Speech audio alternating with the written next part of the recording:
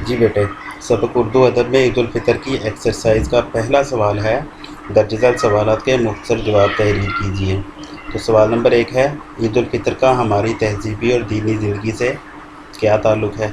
ईद उल फितर का हमारी तहजीबी और दीनी ज़िंदगी से क्या ताल्लुक़ है। तो इसका बेटे जवाब है, ईद उल फितर का हमारी तहजीबी और दीनी ज़िंदगी से बहुत गहरा ताल्लुक़ है। ये इस्लामी इक़दार और रवायत की पासदारी का एक ज़रिया है। ईद का तसव्वुर मुसलमानों के यहाँ महज त्यौहार मनाने और उछल कूद को कल्चर बनाने पर मुनहसर नहीं, बल्कि इसका ताल्लुक़ हमारी इक़दार से बहुत दूर तक चला जाता है। ठीक है जी। सवाल नंबर बेटे आगे 2 है, ईद उल फितर पर नज़्मों में शुआरा ने क्या बारीकियाँ पैदा की हैं। ईद उल फितर पर नज़्मों में शुआरा ने क्या बारीकियाँ पैदा की हैं। तो इसका जवाब है, ईद उल फितर पर नज़्मों में शुआरा ने ईद के मौज़ूआत में नई नई बारीकियाँ पैदा की हैं और इसे अदबी खुशी के मिले जुले जज्बात तक ले गए हैं।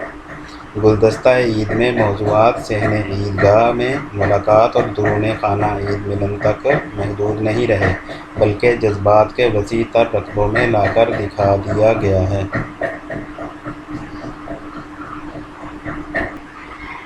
जी बेटे, तो दूसरे सवाल का क्या जवाब है, मैं रिपीट किए देता हूँ।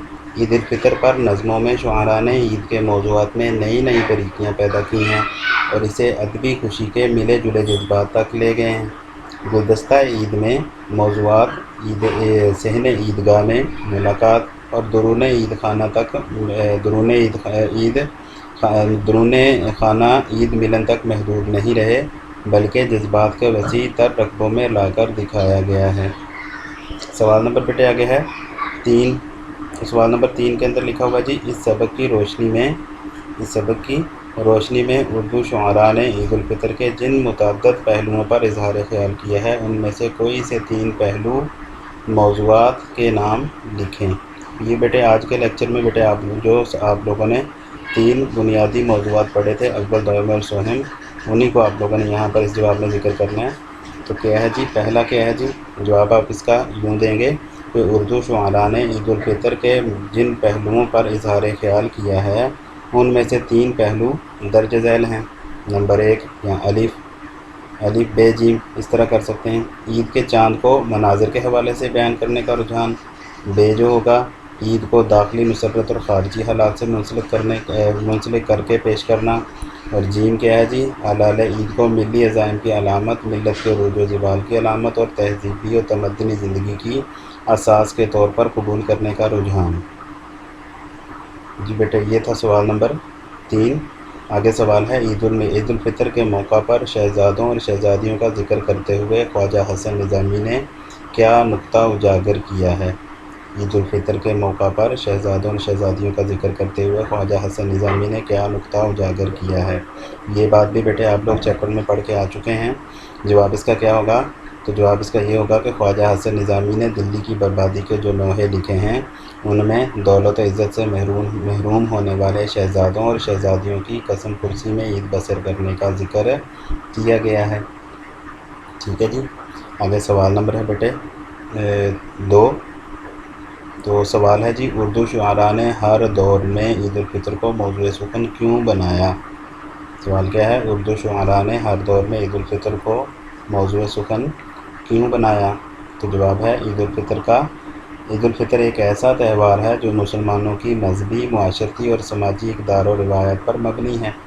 यही वजह है कि उर्दू शुआरा ने हर दौर में ईद उल फितर को मौज़ू बनाया है। सवाल नंबर है आगे 3, कौन सी चीज़ इकबाल को ईद के चाँद की तस्वीर कशी पर मजबूर करती है। कौन सी चीज़ इकबाल को ईद के चाँद की तस्वीर कशी पर मजबूर करती है। तो जवाब बड़ा ही आसान है और ये बेटे अहम सवाल भी है कि याद तिफली अलामा इकबाल को ईद के चाँद की तस्वीर कशी पर मजबूर करती है और वह मंजर कशी वाले रुझान की तरफ मायल हो जाते हैं। सवाल नंबर आगे है 4, माह सियाम गया और रोज़े ईद आया, ये उर्दू के किस मारूफ शायर का मिसरा है। आज के लेक्चर में बेटे आप लोग पढ़ के आए हैं कि ये मिसरा उर्दू के मारूफ शायर मौलाना अल्ताफ़ हुसैन हाली का है। सवाल नंबर है जी 5, ईद की शायरी का हमारी शेरी रवायत से क्या ताल्लुक़ है। तो इसका जवाब है, ईद की शायरी का हमारी शेरी रवायत से नहायत गहरा ताल्लुक़ है।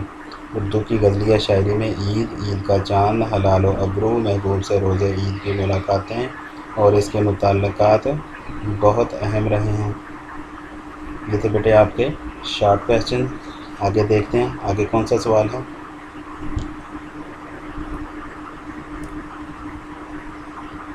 یہ بیٹے آگے جو ہے سوال نمبر 6، سبق کے متن کو مد نظر رکھ کر درست یا غلط پر نشان ٹک لگائیں۔ تو یہ بیٹے غلط اور درست ہیں۔ 1857 کی جنگ آزادی کے بعد اردو شاعری میں وسعت پیدا ہوئی۔ تو چیپٹر کے مطابق بیٹے آپ لوگوں نے جواب دینا ہے، تو چیپٹر کے مطابق یہ بات جو ہے وہ درست ہے۔ آگے ہے جی، خواجہ حسن نظامی نے دلی کی بربادی کے جو مرثیے لکھے ہیں، تو یہاں پر مرثیے لکھا ہوا ہے، یہاں پر لفظ تھا نوحے لکھے ہیں، تو یہ غلط ہوگا۔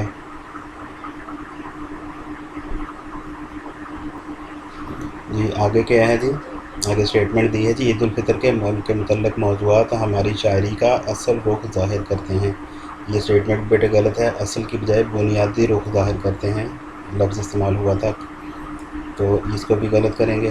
آگے ہے جی، سبق میں 4 شعراء کے اشعار درج ہیں، سبق میں 4 شعراء کے جو ہیں وہ کیا ہے جی، اشعار درج ہیں، سبق میں 4 شعراء کے اشعار درج ہیں، تو یہ بھی بیٹے کیا ہے، غلط ہے کہ 4 نہیں بلکہ 5 شعراء کے اشعار درج ہیں۔ تو آگے سوال ہے جی، اسٹیٹمنٹ ہے جی، عید الفطر کا تصور ہماری اقدار میں شامل ہے، تو یہ بھی کیا ہے، درست ہے، عید الفطر کا تصور ہماری اقدار میں شامل ہے، بالکل درست بات ہے۔ آگے بیٹے سوال ہے جی، درست جواب کی نشاندہی ٹک سے کیجیے۔ یہ سوال بیٹے آپ کا امتحانی پرچہ میں موجود ہوتا ہے، ایم سی کیوز، تو اس کا آپ لوگوں نے پوری توجہ سے حل کرنا ہے۔ تو سوال کیا ہے، درست جواب کی نشاندہی کیجیے۔ کیا ہے جی، یہ مصرع کس شاعر کا ہے، حلال عید کی گردوں پہ آمد آمد ہے۔ یہ مصرع کس شاعر کا ہے، حلال عید کی گردوں پہ آمد آمد ہے۔ یہ بیٹے آپ لوگ پڑھ کے آ چکے ہیں کہ یہ مصرع جو ہے عبد المجید سالک کا ہے، تو عبد المجید سالک یعنی 3rd آپشن پہ آپ لوگ ٹک کریں گے۔ آگے ایم سی کیوز ہے جی، حسن نظامی نے دلی کے جو نوحے لکھے ہیں، خواجہ حسن نظامی نے دلی کے جو نوحے لکھے ہیں ان میں کون سی چیز نمایاں ہے، عظمت رفتہ، احساس شادمانی، عبرت انگیزی یا لطف و مسرت۔ تو 1st آپشن پہ آپ ٹک کریں گے عظمت رفتہ۔ آگے جیم ہے جی ایم سی کیو، عید الفطر کے موقع پر مسلم معاشرے کے کس طبقے کو سب سے زیادہ مسائل کا سامنا کرنا پڑتا ہے، امراء، غربا، متوسط یا سفید پوش۔ اس کا جو تو دیکھا جائے تو اس کے دونوں آپشن ٹھیک بنتے ہیں، غربا اور متوسط دونوں ہی، لیکن آپ لوگ متوسط پر ٹک کر لیں۔ آگے دیکھتے ہیں بیٹے آگے ایم سی کیوز کیا ہے۔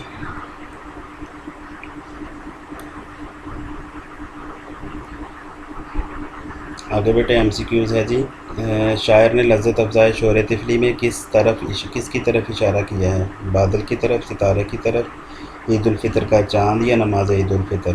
تو یہ 3rd آپشن پہ آپ ٹک کریں گے کہ شاعر نے لذت افزائے شور طفلی میں عید الفطر کے چاند کی طرف اشارہ کیا ہے، 3rd آپشن پہ ٹک کر لیں جی۔